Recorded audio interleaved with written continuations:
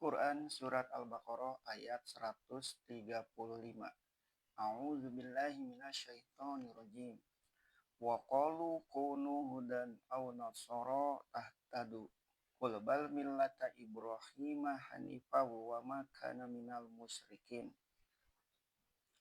Dan mereka berkata, menjadilah kamu Yahudi atau Nasrani supaya kamu dapat petunjuk.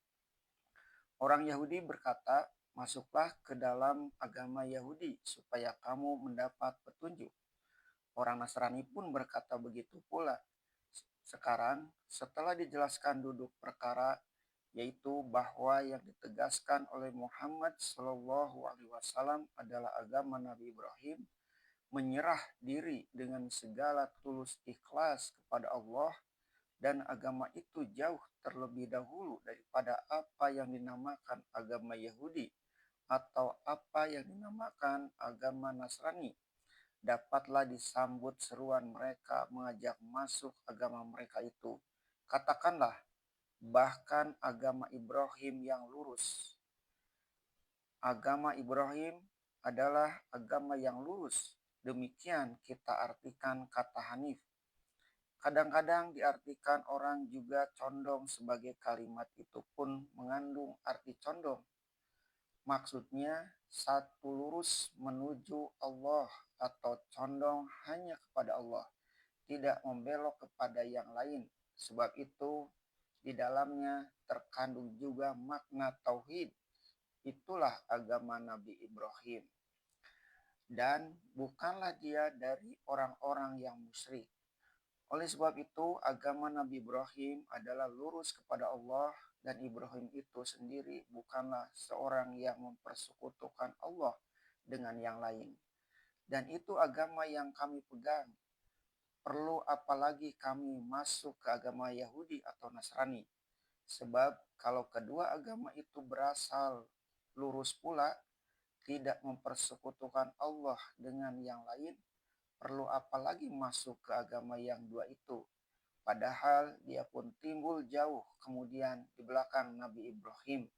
Dan lalu pemuka kedua agama itu mengatakan bahwa agama mereka memang agama Nabi Ibrahim juga. Mengapa setengah Yahudi mengatakan bahwa Uzair anak Allah?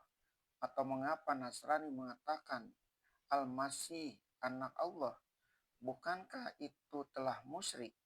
Atau dapatkah mereka mengemukakan bukti-bukti bahwa agama Nabi Ibrahim itu memang agama musyrik? Di kitab yang mana terdapatnya? Orang Yahudi niscaya tidak akan dapat mengemukakan itu dari Taurat, walaupun dalam catatan yang kemudian yang mereka nami Taurat itu. Dan orang Nasrani pun ketika mempertahankan pendirian bahwa Al-Masih anak Allah bukanlah dari nas yang terang dari Injil, melainkan dengan berbagai tafsiran yang sangat jauh di belakang. Kalau pihak mereka mengatakan bahwa masuk Yahudi atau Nasranilah yang akan dapat petunjuk dari Tuhan, timbullah pertanyaan, apakah mengikuti Nabi Ibrahim tidak mendapat petunjuk? Sebab itu mereka harus menjelaskan apa kelebihan agama mereka. Kalau Yahudi mengatakan kelebihannya ialah karena selain dari Taurat mereka pun telah mempunyai kitab tambahan yang bernama Talmud, yaitu kumpulan dari peraturan-peraturan yang telah dibuat jauh terkemuka daripada wafatnya Nabi Musa. Teranglah bahwa Yahudi bukan lagi suatu agama yang memberikan jaminan petunjuk Allah, melainkan pindahan daripada petunjuk Allah kepada peraturan-peraturan yang disusun oleh kahin-kahin dan ahbar mereka. Agama Nasrani pun demikian pula.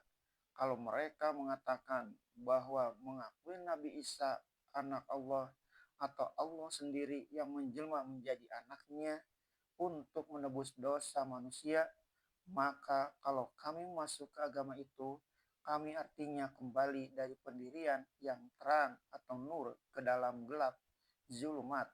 sebab kepercayaan demikian tidak pernah diajarkan Ibrahim. Sekarang diterangkan pendirian agama menyerahkan diri atau agama yang lurus dari Nabi Ibrahim yang dilanjutkan oleh Nabi Muhammad SAW.